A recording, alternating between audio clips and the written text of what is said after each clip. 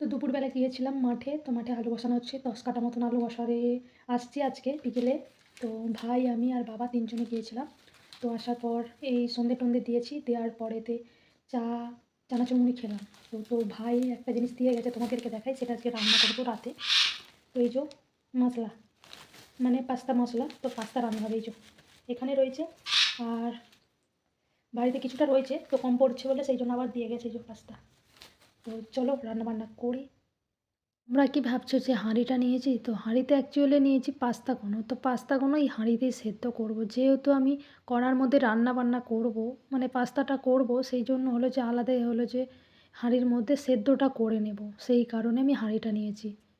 আর এই হাঁড়িটাতেই আমাদের ভাত হয়। মানে অন্তত আমাদের এই হাঁড়িটাতে ৪ জনের মোটামুটি দুবার যদি কেউ ভাত খায় অলরেডি হয়ে যায়। দেখলে মনে হবে ছোট, কিন্তু না, এখনকার তো সবাই জানো যে খাওয়া দাওয়া কার কতটা রয়েছে। খুব অল্প পরিমাণে খেয়ে সেরকম তো কেউ খেতেও পারে না। আর হাঁড়িটা বেশ ছোটোই আছে, তেমন বড় নয়। তো এখানে নিয়ে নিয়েছি পাস্তা। তো পাস্তা, ডিম আর মশলাটা নিয়ে তো গ্যাসের কাছে চলে আসছি। তো আসার পরে এখানে হলো যে পাস্তাটা সিদ্ধ করে নিয়েছি। সিদ্ধ করে হলো যে ঠান্ডা জলের মধ্যে মিক্সড করে এক সাইডে জল ঝরিয়ে রেখে দিয়েছি। আর এই সাইডে দেখতে পাচ্ছ আমি কড়াতে হলো যে তেল দিলাম। তেল দেওয়ার পরে যে কতটা তেল দিয়েছি, তেল দেওয়ার পরেতে ভালো করে আলুগুলো ভেজে নিচ্ছি। তো ভেজে নিয়েছি, মানে আধ ভাজা মতন হয়ে গেছে। তারপরেতে এখানে দিয়ে দিলাম পেঁয়াজ।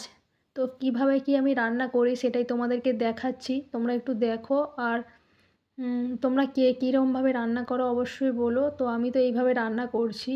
তো খেতে মোটামুটি ভালোই হয়েছিল। তো রেসিপিটা একটু শিখে নাও যারা পারো না পাস্তা রান্না করতে এইভাবে। তো আমি এইভাবে রান্না করলাম। তো এখানে আলুগুলো পেঁয়াজগুলো ভেজে নিয়েছি।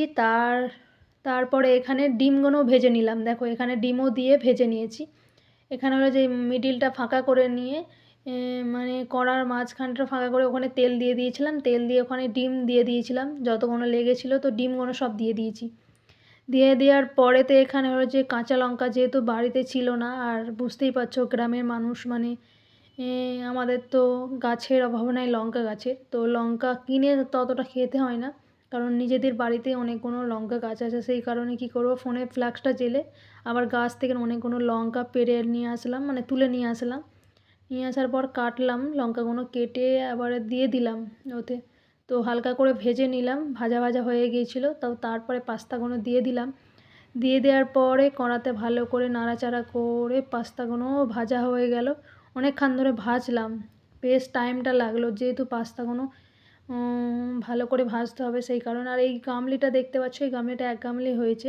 তো আজকের ভিডিওটা কেমন লাগলো অবশ্যই বলো।